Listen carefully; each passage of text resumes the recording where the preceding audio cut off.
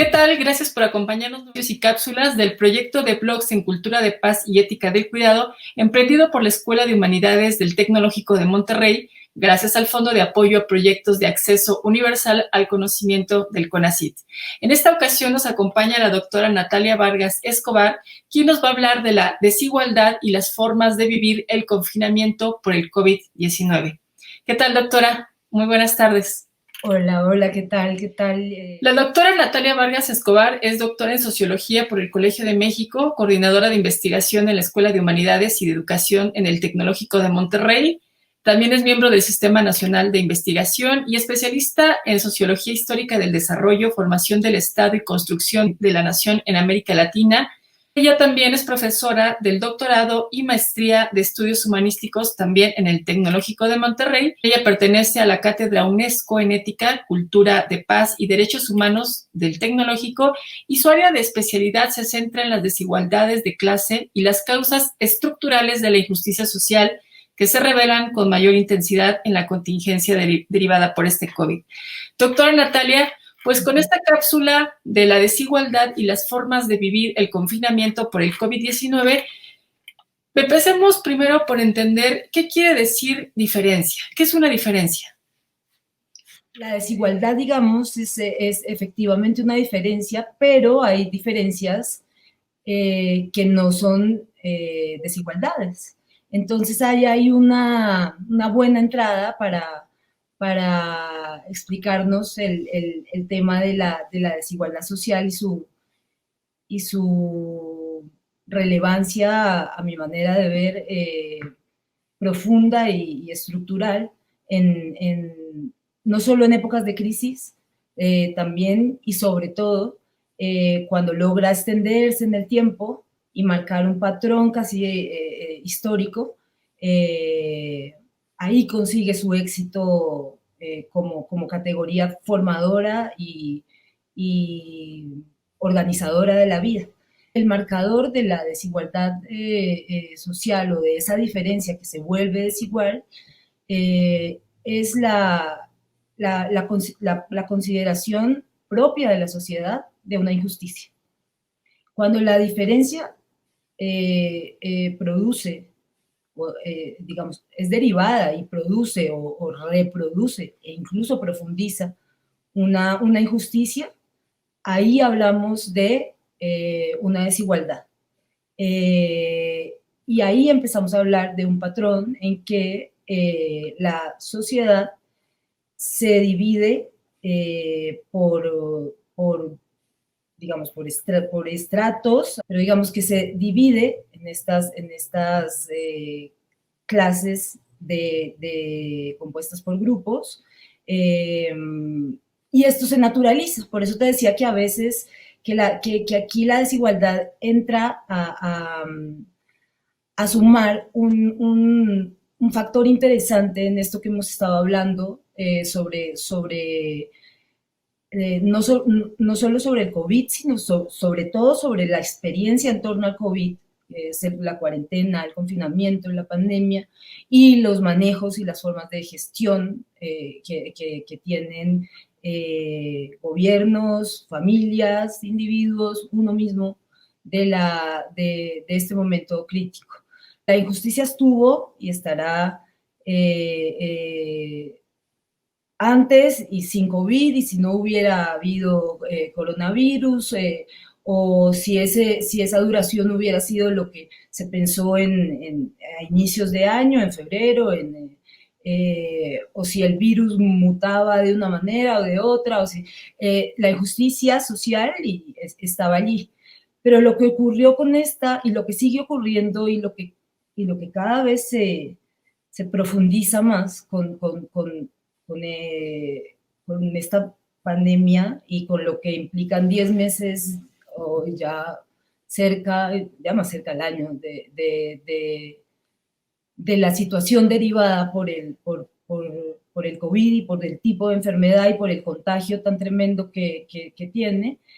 La injusticia no comenzó el 1 de febrero,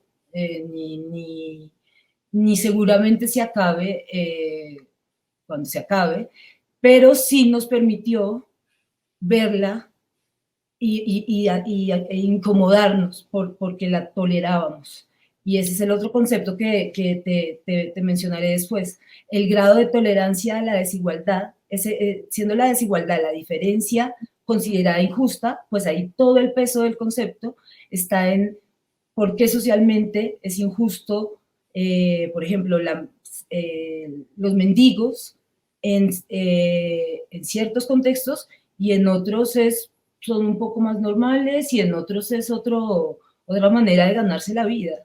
Y es impensable para otros en otros países. La desigualdad también digamos, se compone y sobre todo se define por la tolerancia social a la injusticia.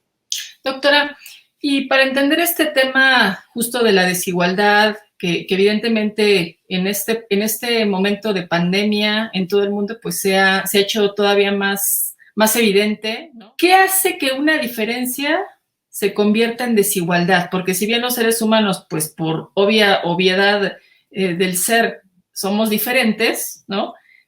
Porque esto se traslada a la desigualdad. La desigualdad puede moverse, puede dar un giro. Normalmente siempre comienza por ese momento incómodo en que nosotros mismos decimos, sí, yo también digo o me refiero a la raza negra como raza, yo también digo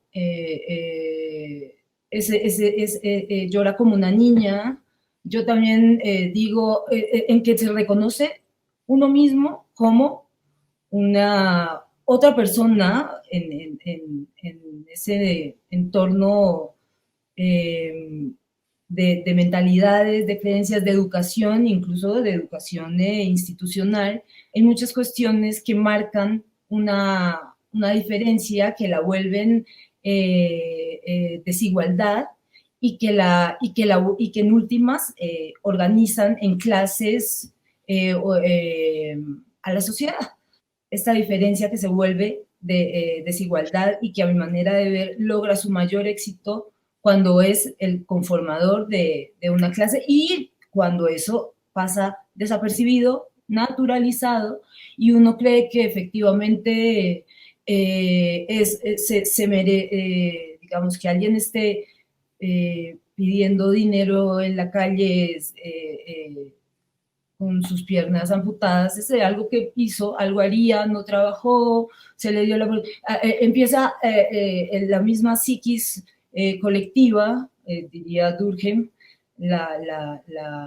sí, la psiquis colectiva, a justificar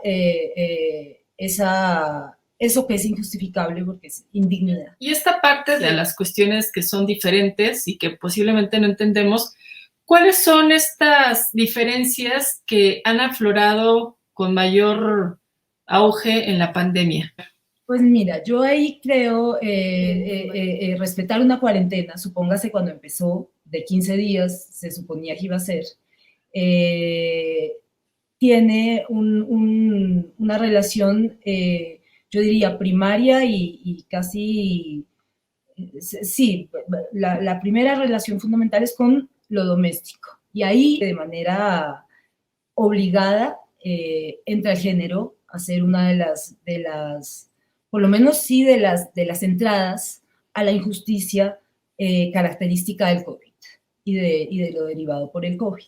La desigualdad de género que hace, digamos, que opera de una manera similar a como la he relatado un poco en la cuestión racial y en la cuestión de accesos y de relaciones con la estructura de la riqueza o de la acumulación no solo de riqueza moneda, sino de ciertos capitales que son claves para ser el grupo legítimo que define y gestiona qué es lo deseable y qué no en un entorno social. Entonces, ahí, digamos, el género también digamos, opera como una categoría organizadora de las vidas, inicia, digamos, como una cuestión de esta privada o de esta diferencia artificial entre esto es privado, esto público, y por tanto, digamos, en lo privado no puede entrar nadie a, a señalar o a reivindicar una justicia o una injusticia porque eso es privado y no es publicable. La madre cuando sale a lo público puede ser profesora, enfermera, pero no mucho más. Y es lo deseable, bueno, estas composiciones como tan interiorizadas también en la psique social. Hay gente que desafortunadamente ha padecido este confinamiento, pero también el contagio. ¿Cómo hemos llevado esta parte de la enfermedad y hablando justo de desigualdad? Uy, Limbani, eso es bien triste, porque creo que justo otra de las características de, lo, de lo derivado por el SARS-CoV-2 es lo que nos enseña de los sistemas históricos de salud, entorno nacional, digamos, ahí sigue siendo, aunque efectivamente lo global y es un fenómeno mundializado, sí las maneras de gestionarlo y de administrarlo, y por tanto de sufrirlo, o de lograr zanjar, digamos, solventarlo de manera más rápida, procedente y sin tanta afección, siguen siendo nacionales. Entonces, yo diría que la desigualdad tiene todo que ver con el contagio mismo y con la forma en que ese contagio puede derivar, obviamente teniendo en cuenta la importancia de lo médico, que hay la desigualdad y los patrones de injusticia social, y es toda la apuesta a lo que yo quiero transmitirles hoy, son un factor diferenciador de cómo, de formas un poco más bondadosas y dignas de vivir un momento difícil para todo en el mismo cuerpo, digamos, un proceso de enfermedad que puede ser, ahí volvemos a la diferencia y la desigualdad, que puede ser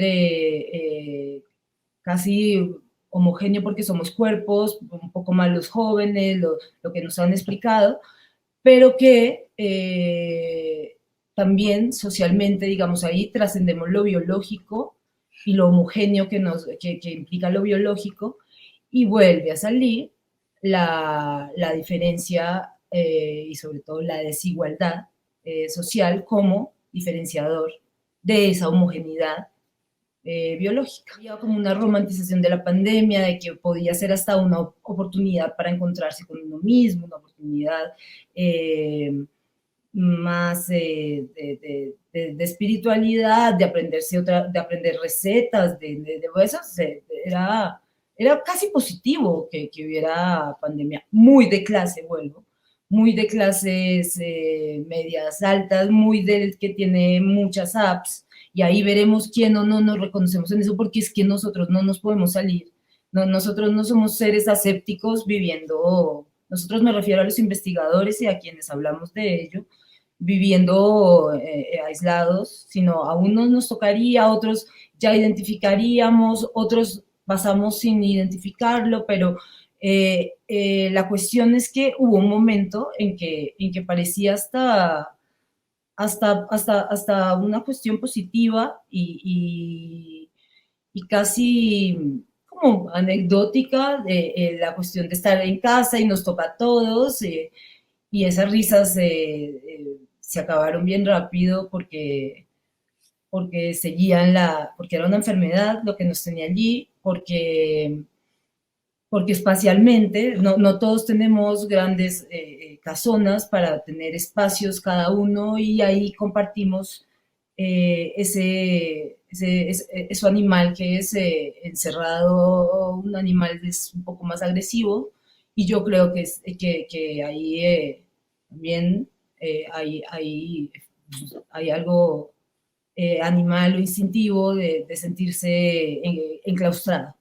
Quien vive a 2 días caminando de un hospital está muerto en vida, eso hay que decir. Ejemplo, si se vive en estas casas populares, que es lo que como suelen resolver las clases populares el crecimiento de su familia, que nunca cierran las varillas de la casa, siempre si alguien, están los primeros que llegaron que compraron el lotecito, luego crecen un poco hacia arriba, si es los hijos, y normalmente hay embarazo adolescente, hijos de los hijos, y ahí entonces tenemos a 16 personas habitando un espacio mucho más pequeño, casi que aseguran el contagio masivo. Y de ahí, y esa es digamos, la primera. La segunda era este ejemplo que no terminé, de asomarse al balcón. Iniciábamos y al menos yo veía que quienes tenían que seguir afuera, se criticaba mucho, ¿no? Entonces, esta es tu responsabilidad epidemiológica, el que no lo hacía estaba mal, sobre todo era desconsiderado, malo con los ancianos. Había como una maldad que se le suponía, como siempre, al más vulnerable, ¿no? Entonces, una victimización, sin entender, digamos, que ahí estaba pasando algo socialmente desde años y años y años atrás. Entonces, me asomaba yo al balcón y veía que normalmente la gente que estaba afuera era de un cierto color de piel, era de un cierto aspecto al vestir, eran personas pobres que no tenían trabajo formal, que no tenían una entrada, una nómina, y que era salir a buscar algo o no comer ese día, seguramente con hijos. Entonces, digamos, ahí también está el contagio. Se veían estas fotos del metro que a muchos escandalizaban, pero era eso o nada. Entonces, nos afronta la pandemia a lo más triste de la digamos, de la desigualdad en términos de pobreza y de precariedad, que es unos estamos a salvo y otros no tenemos la posibilidad social de estar a salvo. Y eso no hay nada que festejar, ni nada que romantizar, pero lo vinimos a entender después. Y por eso traigo yo a colación la relevancia de un concepto como clase, porque nos permite desindividualizarnos. ¿Qué necesitamos para ser una sociedad más justa y pues justo contribuir a este tema de la ciudadanía, cuidarnos, cuidadanía? ¿Qué necesitamos? ¿Qué nos hace falta? Que es la tolerancia a la desigualdad. Entonces tenemos la diferencia que se considera socialmente injusta y el proceso en que eso se vuelve tolerable en algunos entornos sociales y es algo impensable en otros entornos sociales. Conocer más sobre este tema, a dónde podemos acercarnos o incluso a solicitar algún tipo de apoyo en este contexto pues que estamos viviendo y hablando de desigualdad. Hay trabajos antropológicos muy interesantes para empezar a entenderlos,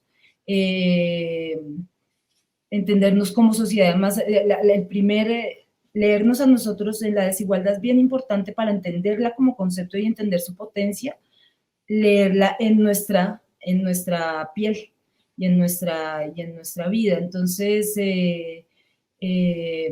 literatura, sobre todo antropológica, pienso yo que hay cosas interesantes. Eduardo da Mata, que escribe un libro que se llama, a ver, lo voy a decir en mi gran portugués, se dice, "Você sabe con quién está falando", que es, usted sabe con quién está hablando.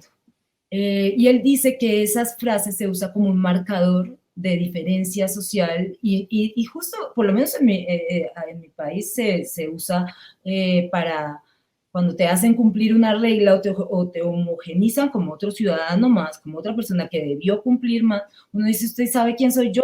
O el ejemplo de las ladies, creo, acá en México. Digamos, es confrontarse con violencia, nunca se ha logrado construir un mecanismo de diálogo y siempre el mecanismo es la violencia para contrarrestar esa desigualdad. Doctora Natalia Vargas, pues muchas gracias por acompañarnos en esta cápsula y también coordinar este proyecto que pues seguramente pueda tener una continuidad más adelante. Nuevamente, gracias. No, no, gracias a ti, Limbania, gracias a Néstor, gracias a mis colegas, cada una con una, con una, con una matriz que aportar en una lectura robusta y novedosa que ofrecernos.